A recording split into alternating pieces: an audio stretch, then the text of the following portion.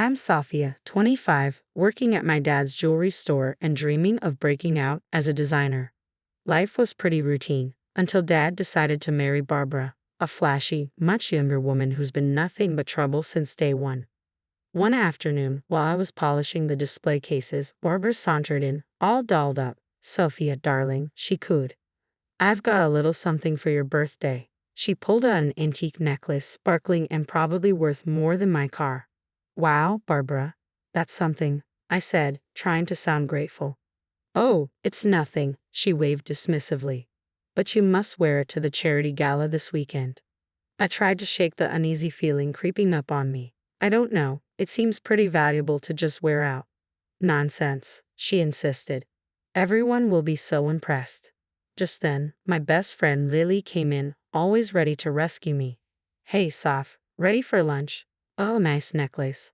"Thanks," I muttered. "Barbara just gave it to me." Lily raised an eyebrow but kept quiet until we left. "Some gift," she whispered as we walked. "Where'd she get it?" "No clue." I shrugged. "But she's really pushing me to wear it to the gala." "Weird," Lily mused. "Want me to do some digging?" Before I could answer, we spotted Jake, my ex, across the street. He's a cop now, and though things ended awkwardly, we're on decent terms. "Sophia," he called, jogging over. "How have you been?" "Oh, same old," I replied, fidgeting with the necklace box in my bag. Jake's eyes caught on it. "New jewelry?" "Yeah, a gift from the stepmom," I said, trying to sound casual. He frowned slightly. "Be careful with that, Soph. There's been a lot of high-end thefts recently." A chill ran down my spine. "Thanks for the heads up, Jake." Later that night, I overheard Barbara on the phone, her tone tense. "Marcus, you idiot. We had a deal. Don't mess this up." I quickly ducked out of sight as she stormed past. Marcus was her sketchy brother, always lurking around. The closer the gala got, the more uneasy I felt. I tried on the necklace, staring at my reflection. It was beautiful, but it felt like a noose around my neck. "You look lovely, sweetheart," Dad said, stepping into the room. "Thanks, Dad." I forced a smile. "Can we talk about Barbara for a sec?" He sighed. "Sophia, please. She's really trying to connect with you." "But Dad, don't you think it's weird?" "Enough," he cut me off. "Just give her a chance, okay?" As he walked away, I felt more alone than ever. Something was seriously wrong, and I was determined to figure it out. Little did I know that wearing that necklace to the gala would turn my world upside down. The night of the gala, I entered the glittering venue, my heart pounding and the necklace heavy around my neck. The champagne flutes and elegant crowd did nothing to ease my nerves. "Sophia, darling," Barbara called out, her voice bright and satisfied. "Don't you look stunning?" "Thanks, Barbara," I said with a forced smile. "It's quite something." As I made my way through the crowd, an elderly woman suddenly grabbed my arm, her eyes wide and fixed on the necklace. "Where did you get that?" she demanded, her voice shaking. It was a gift," I stammered. "That necklace belongs to my family," she said, her tone steely. "It was stolen years ago." My heart dropped. Just then, Jake appeared beside me, his cop instincts on high alert. "Is everything okay?" he asked, eyeing the situation. The woman turned to him. "Officer, that necklace is stolen property. It belongs to the Hartley collection at the City Museum." Jake's face hardened. "Sophia, I'm going to need you to come with me for questioning." As he led me away, I caught a glimpse of Barbara's face, satisfied and smug. That's when it hit me. This had been her plan all along. At the station, I sat in the cold interrogation room, my mind racing. Jake entered, looking stern but concerned. "Liv, you've got to level with me," he said. "Where'd you really get the necklace?" "I told you Barbara gave it to me," I insisted. "Jake, you know I never steal anything." He sighed, running a hand through his hair. "I want to believe you, but there's more. We've been getting reports of missing inventory from your dad's store, and rumors that you've been struggling financially." My jaw dropped. "What? That's insane. Who's saying that?" He looked uncomfortable. "Multiple sources, including your stepmother." The pieces started falling into place. Barbara's insistence on the necklace, the rumors, it was all part of some twisted setup.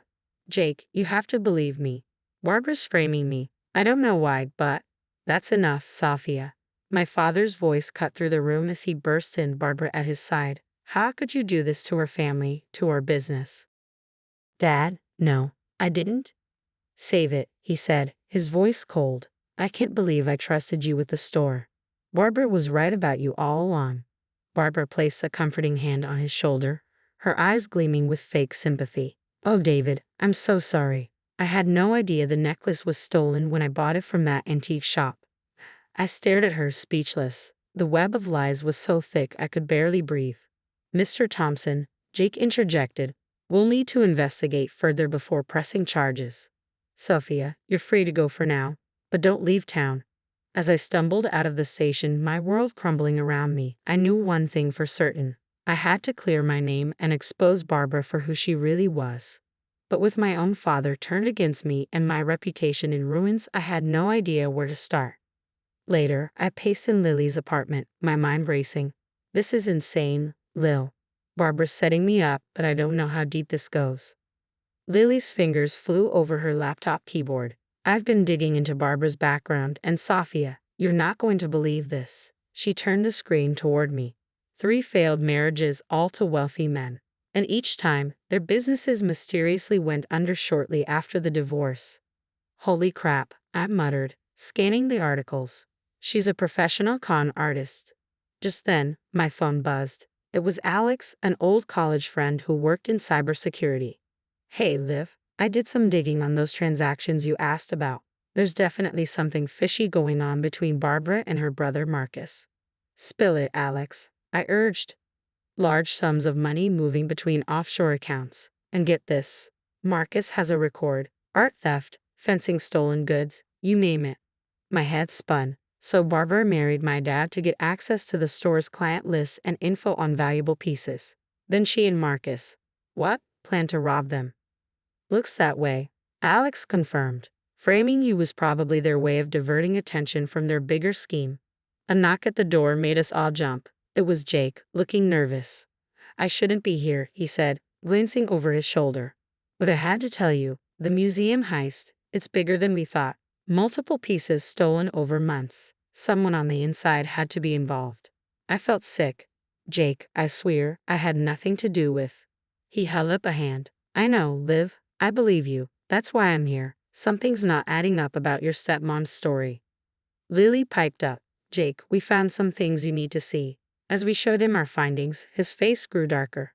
This is serious, Sophia. But it's all circumstantial. We need hard proof to take them down. Suddenly, my phone rang. It was my dad, his voice shaky. Sophia, I think I've made a terrible mistake. I just overheard Barbara on the phone with Marcus. They were talking about the store, about me, and about you. It's bad, sweetheart. Really bad.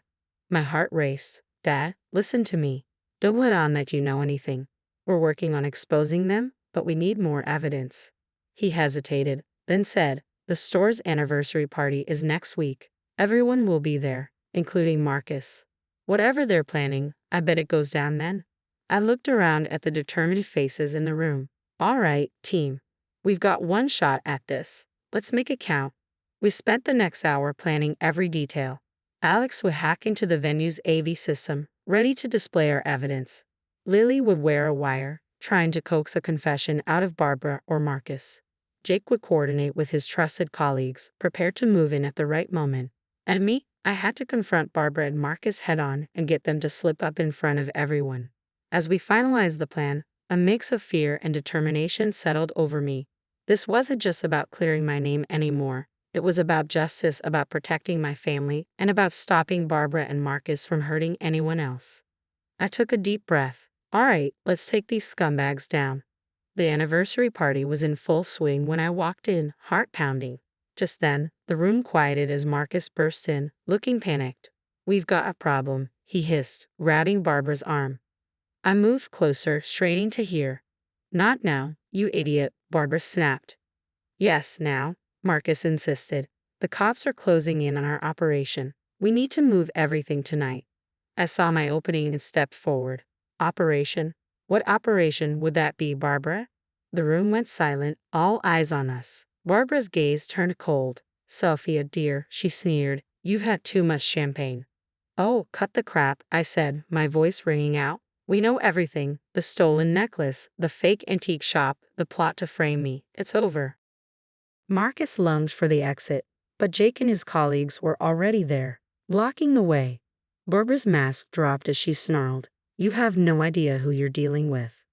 I laughed coldly. "Oh, I think I do." A washed-up con artist and her petty thief brother, desperate for one last score. Alex's voice came over the speakers.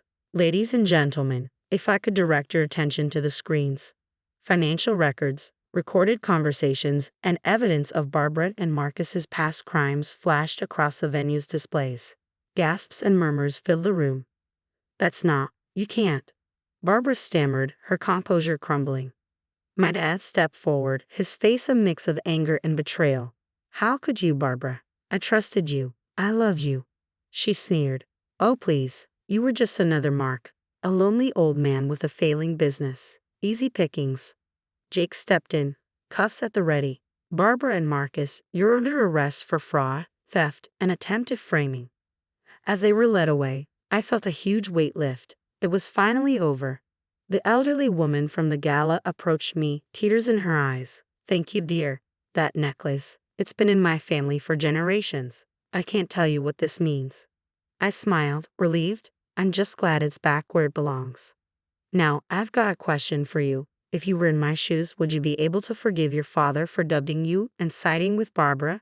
How much trust can really be rebuilt after such a betrayal?" Share your thoughts in the comments below.